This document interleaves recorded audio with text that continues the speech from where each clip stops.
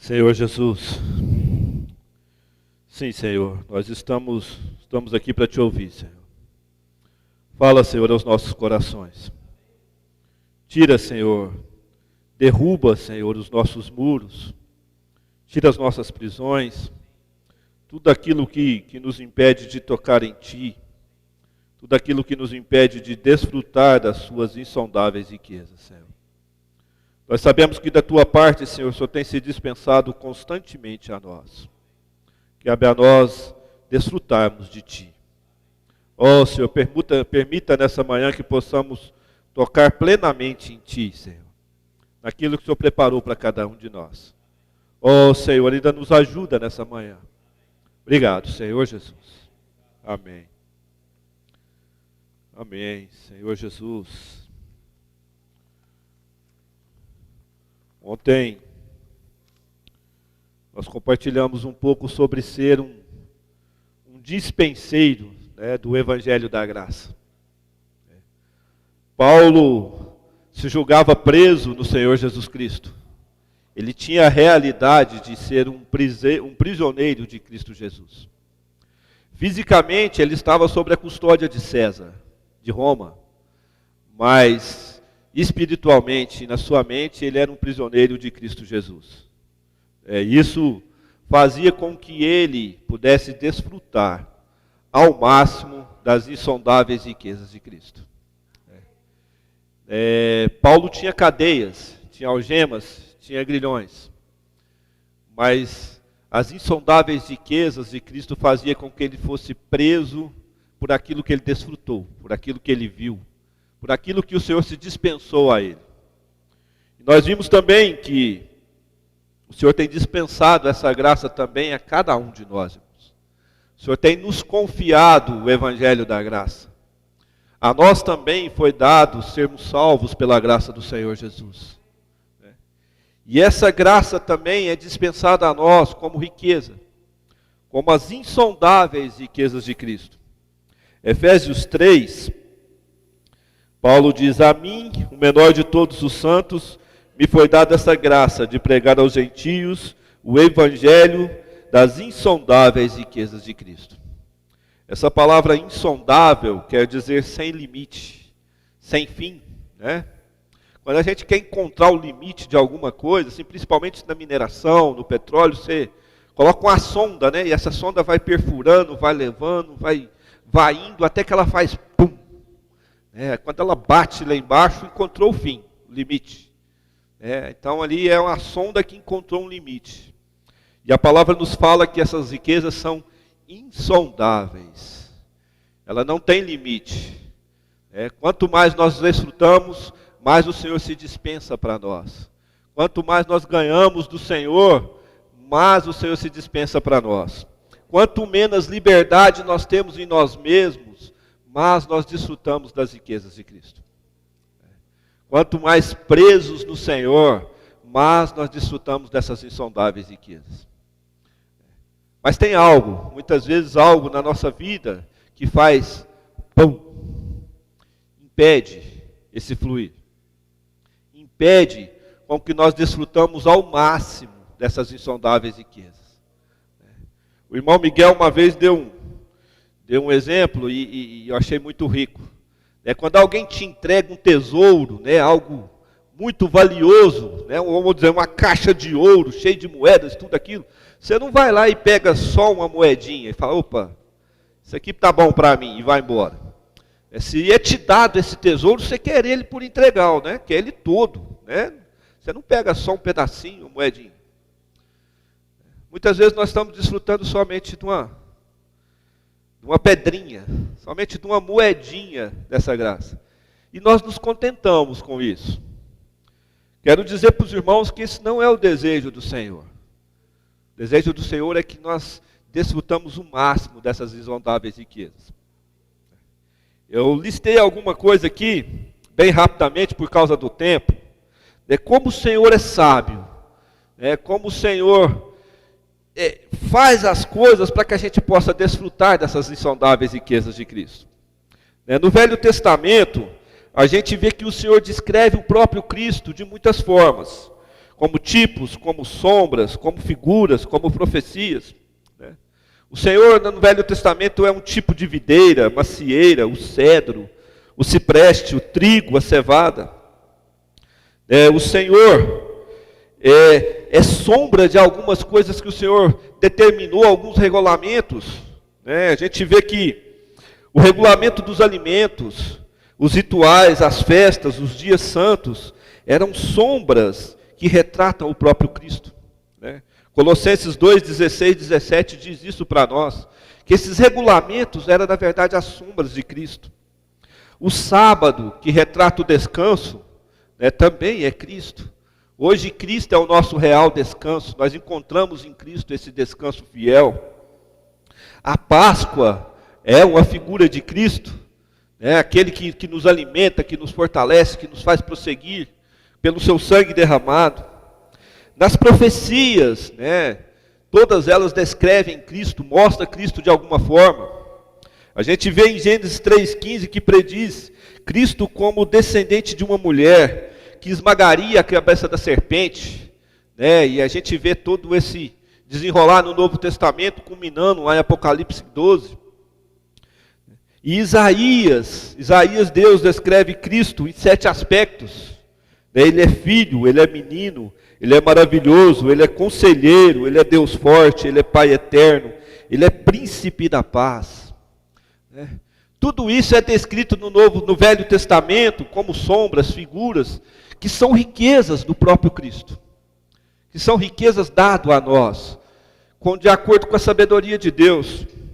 No Novo Testamento, ele é a própria palavra de Deus, né?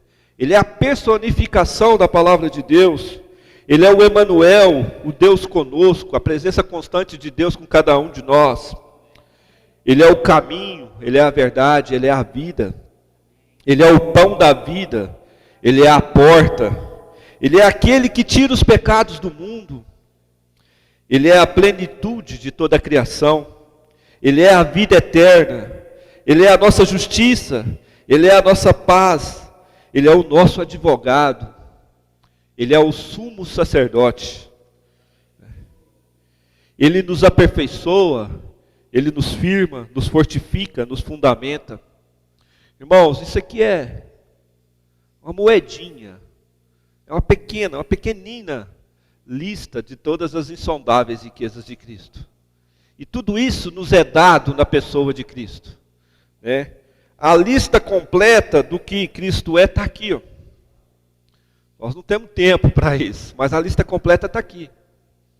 E aqui ainda não limita tudo aquilo que Cristo é. Todas as vezes que nós tocamos nesse livro sagrado, nas Escrituras, ele se multiplica, ele gera vida, ele aumenta. Lá em Hebreus fala que o Senhor é que sustenta todas as coisas pelo seu ser. O Senhor é o centro de gravidade da terra, Ele que nos mantém em pé, Ele que nos dá equilíbrio. Tudo isso são as riquezas de Cristo. E a Paulo, o menor de todos os santos, né, o menor dos apóstolos, o maior dos pecadores, foi confiada dispensar o evangelho das insondáveis riquezas de Cristo. Falei com os irmãos que eu só discordo de uma coisa aqui de Paulo, que ele tomou o meu lugar. Né? Ele falando que ele é o menor de todos os apóstolos, o menor dos santos e o maior dos pecadores. Se ele é o menor, o que sobra para nós? Então, é a única coisa que eu discordo de Paulo, irmãos, em tudo que ele mostra aqui para nós. Ainda em Efésios 3, ele fala das insondáveis riquezas de Cristo no versículo 8, e fala no 9, e manifestar qual seja a dispensação do mistério, desde os séculos ocultos em Deus que criou todas as coisas. E o versículo 10 é muito rico. Aqui o versículo 10 está falando para mim, para você, para cada um de nós. Ele diz assim: para que, pela igreja, a multiforme sabedoria de Deus se torne conhecida agora dos principados e potestades nos lugares celestiais. Aqui o Senhor fala que é pela igreja. O que é a igreja? A igreja é o produto, o resultado daqueles que desfrutam das insondáveis riquezas de Cristo. Uma vez que nós desfrutamos dessas insondáveis riquezas de Cristo, assimilamos e vivemos por essas insondáveis riquezas de Cristo, nós nos tornamos igreja. É o resultado disso. É o produto disso, é o objetivo dessas insondáveis riquezas de Cristo. Nos fazer igreja. E aqui o Senhor fala de uma multiforme sabedoria de Deus. Ou seja, as muitas formas da sabedoria de Deus. As muitas direções, os muitos ângulos, as muitas maneiras. Maneiras essas que nós não entendemos. Mas que o Senhor tem usado para que, por cada um de nós, possa ser exibida essa sabedoria. Essa relação da sabedoria de Deus com a igreja é algo muito rico, muito tênue. Pensamos na nossa condição, um povo que vivia no mundo, sem Deus no mundo, sem esperança, afastado das promessas do Senhor, longe da comunidade de Israel, mortos em delitos e pecados, orgulhosos, mentirosos, pecadores. O Senhor pega pessoas como nós éramos, na nossa condição, como o próprio Inas disse, tal qual estou, a nossa condição. Pega todas as pessoas nessa situação e nos faz um novo homem. Nos faz feitura dele. Nos torna membros do seu corpo. Isso não é sabedoria, irmãos? Essa não é a sabedoria de Deus? Sabedoria é assim, é você trazer à existência algo. Isso é sabedoria. Por exemplo, vou criar um projetor desse. A pessoa que criou o projetor, ele teve a sabedoria de criar o projetor. E nós temos o conhecimento de fazer o projetor funcionar. Aí a gente vê a diferença de conhecimento e de sabedoria. Sabedoria traz a existência. Sabedoria traz criação. Sabedoria gera vida. A sabedoria do Senhor. Então Ele nos dá a sua sabedoria para que através do conhecimento dessa sabedoria nós podamos multiplicar, podemos expressar a multiforme sabedoria de Deus. 1 Coríntios, no capítulo 1, fala algo muito interessante.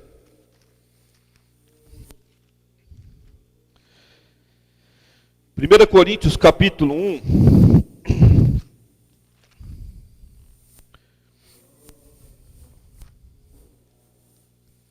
a partir do versículo 27, a partir do versículo 26, para ficar mais claro, diz assim: irmãos, reparai, pois, na vossa vocação, visto que não foram chamados muitos sábios segundo a carne, nem muitos poderosos, nem muitos de nobre nascimento. Pelo contrário, Deus escolheu as coisas loucas do mundo para envergonhar os sábios, e escolheu as coisas fracas do mundo para envergonhar os fortes. E Deus escolheu as coisas humildes do mundo, e as desprezadas, e aquelas que não são, para reduzir a nada as que são, a fim de que ninguém se vanglorie na presença de Deus. Versículo 30. Mas vós sois dele, em Cristo Jesus, o qual se tornou, da parte de Deus, sabedoria e justiça e santificação e redenção. Aqui nós vemos a expressão da sabedoria do Senhor. Ele pega aquilo que não era e torna algo que é a igreja. Ele pega aquilo que era desprezado e faz virar a igreja. E através de tudo isso nós ganhamos essa sabedoria na pessoa de Cristo, dispensada a cada um de nós como graça. E o Senhor, quando revela tudo isso para nós, Ele nos está dando conhecimento dessa sabedoria. Ele dispensa toda essa sabedoria para nós.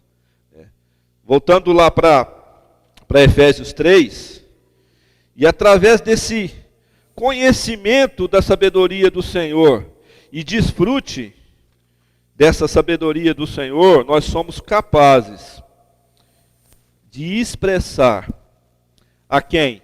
A principados e potestades nos lugares celestiais. O que o Senhor quis dizer com isso, irmãos? É algo muito tênue. Lá no passado, na criação, quem é que danificou o homem? Foi Satanás? Satanás vai lá, danifica o homem, injeta a sua própria natureza no homem, o homem peca, é completamente estragado por isso, cai, e esse homem se afasta de Deus.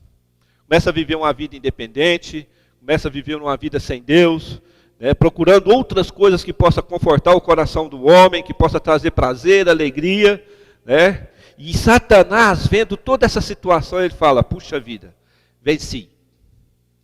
Eu consegui danificar aquilo de mais precioso que Deus criou, que é o próprio homem. Ele fala, venci. Esse homem agora, que como nós lemos em Coríntios, ele não presta para nada para Deus. Ele não presta para nada.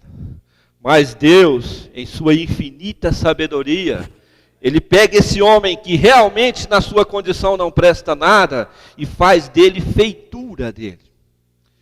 Ele santifica, Ele perdoa, Ele purifica, Ele lava esse homem pela palavra e pelo seu espírito e torna esse homem membro do seu próprio corpo. Ele torna esse homem que estava desprezado a sua obra-prima. E sabe o que Deus quer fazer? Como diz o versículo, através da sua infinita sabedoria, mostrar para Satanás, aqui, ó. Está vendo aquilo que você danificou, aquilo que você estragou? Olha o que se tornou. Olha para ele. Veja o que cada um de nós nos tornamos. Olhe para você, irmão. Se você não é grato, feliz pelo que o Senhor tem feito na sua vida, eu não sei nem o que dizer. Eu sou infinitamente grato. Eu não tenho palavras para expressar tudo aquilo que Deus faz na minha vida, e tenho certeza que os irmãos também, na vida dos irmãos. Olha aquilo que nós nos tornamos. Nós nos tornamos melhores do que ninguém, mas nós nos tornamos membros do corpo de Cristo, participantes das promessas de Deus. E nós temos um Deus que não falha nas suas promessas. Ele não é homem para que minta. Ele não é homem para desfazer aquilo que Ele prometeu para nós. Pelo contrário, Ele é um Deus fiel. Nós nos tornamos cordeiros com Cristo. Nós nos tornamos a própria herança de Deus. Que coisa maravilhosa, irmãos. Eu falo para os irmãos, isso mexe com o meu coração. Confesso para os irmãos que dormi pouco essa noite. Isso fica na cabeça da gente, sabe? Fala, Senhor, quanta riqueza. Senhor, quanta sabedoria. Quanto o Senhor tem nos dado para que nós nos tornássemos hoje o que nós somos. Irmãos, isso nos faz valorizar demais a igreja de Deus, irmãos. Quando nós temos dúvidas no coração, temos problemas, temos mágoas, angústia, que são geradas pelos nossos relacionamentos, ou por atitudes, ou por qualquer coisa, isso tudo tem que ficar pequeno, irmão, no nosso viver. Porque a igreja é preciosa demais para Deus. A igreja é preciosa demais para o nosso Senhor. O Senhor dispensou coisas demais, insondáveis riquezas para que nós nos tornássemos igreja. E todas as vezes que nós temos a oportunidade de falar, de servir, como 1 Pedro 4, Vamos lá para a gente não pegar o endereço aqui. 1 Pedro 4, a partir do versículo 10. Bom, os irmãos me permitam, vou começar no 7. Fala assim, ora, o fim de todas as coisas está próximo. Esse é um sentimento que nós temos, que a volta do Senhor está próxima. Portanto, sede criteriosos e sóbrios a bem das vossas orações.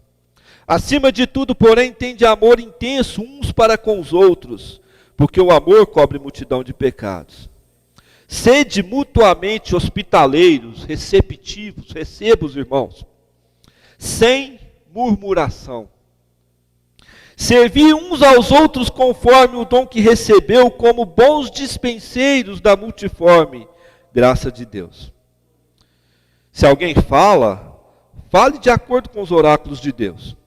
Se alguém serve, faça na força que Deus supre, para que em todas as coisas seja Deus glorificado por meio de Jesus Cristo, a quem pertence a glória, o domínio pelos séculos dos séculos. Amém.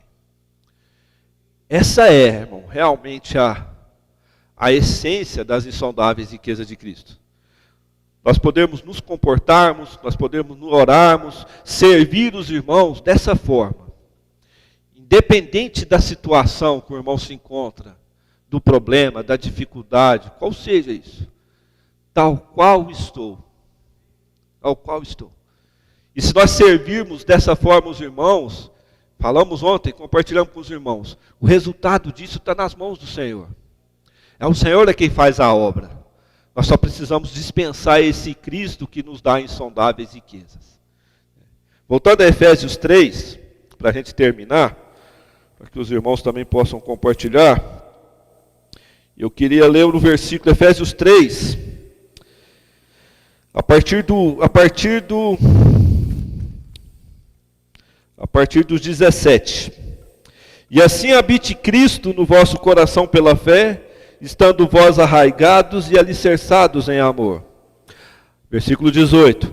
A fim de poderdes compreender com todos os santos qual é a largura e o comprimento e a altura e a profundidade, e conhecer o amor de Cristo que excede todo entendimento, para que sejais tomados de toda a plenitude de Deus. Irmãos, versículo 18, a fim de poderdes compreender com todos os santos. Com todos os santos. Qual é a largura, o comprimento, a altura e a profundidade de Cristo. Essas são as medidas universais de Cristo, né? Também as medidas universais do universo, daquele que criou todas as coisas. Como é que isso funciona? Funciona da seguinte forma: eu desfruto da largura, o irmão desfruta do comprimento, outro da profundidade, né? E outro, um da largura, outro do comprimento, outro da altura e outro da profundidade. E nós juntos completamos isso. Os irmãos percebem o quanto é importante nós estarmos envolvidos, inseridos, né, conectados com a igreja dessa forma, porque a sua parte faz falta. Muitas vezes eu trago a largura de Cristo, mas não vem o comprimento, está faltando algo. E quando isso acontece, nós como igreja compreendemos e desfrutamos de todas essas medidas universais de Cristo, o resultado é o seguinte: nós somos tomados por toda a plenitude de Deus. Sabe o que é você ser tomado? É alguém que está com algo na mão, assim, você chega lá e toma dele, né? Ele não pode fazer nada, ele não tem reação. É o que Deus quer que nós façamos. Que nós não façamos nada, que não tenhamos reação, mas que deixamos o Senhor nos dar tudo aquilo que Ele é. Amém? Senhor Jesus, obrigado por se dispensar dessa forma para nós, Senhor. Perdoa se muitas vezes nós não temos total compreensão de tudo aquilo que Tu és, Senhor. Nos falta ainda, Senhor, um pouco de entendimento. Mas eu te peço, Senhor, não desista de nós. Continua se dispensando de cada um de nós, Senhor. Renova a nossa mente, Senhor Jesus. Tira, Senhor Deus, quebra os nossos muros. Tira as nossas prisões, Senhor, para que nós possamos tocar plenamente em Ti. Desfrutar ao máximo das Suas insondáveis riquezas, Senhor. Oh, Senhor, o Senhor nos deu para que nós desfrutássemos de tudo, não somente de um pouquinho. Não permita que vivemos uma vida miserável nesse mundo, porque nós somos a Tua igreja, Senhor. Mas que sejamos ricos da Tua misericórdia, ricos da Tua graça, ricos do Teu perdão, ricos do Teu amor, Senhor. Amor esse que excede todo entendimento. Não para que nós pudéssemos compreender, Senhor, mas que nós pudéssemos desfrutar de tamanho amor. Obrigado, Senhor. Ainda te pedimos, fala aos nossos corações. Abençoa a nossa comunhão, Senhor. Em Teu nome é que nós oramos. Amém.